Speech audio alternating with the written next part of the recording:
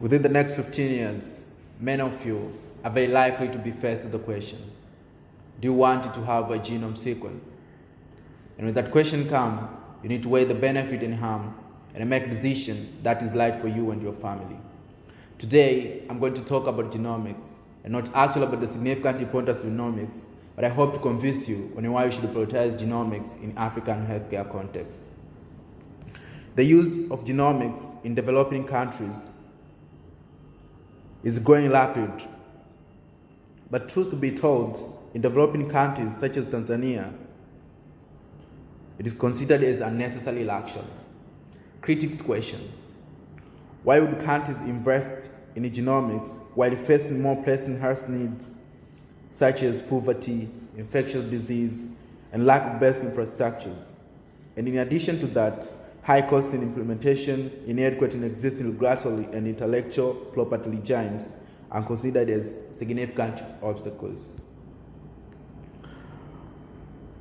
Tanzania and Africa in general are facing heavy burden of both communicable and uncommunicable diseases such as cardiac disease, TB, cancers, and this disease are expected to be on rise in the next decade. So an active approach that will include both public and private organizations should employ genomic approach in identifying genetic risk factors for various diseases.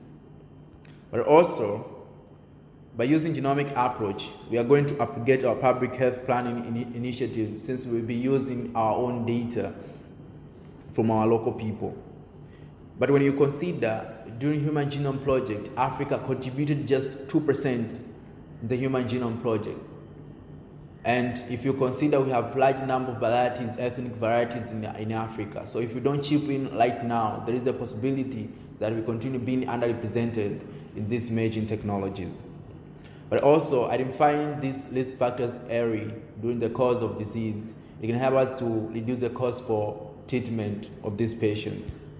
But also improving of industrial processes by using pharmacogenomics and development of new treatment pipelines. So to do this, gaps should be identified that need to benefit from this investment, to look for partnership from local and international stakeholders, but to train high-skilled professionals and develop required infrastructures, use those infrastructures to develop biobanks and biosystems for our countries.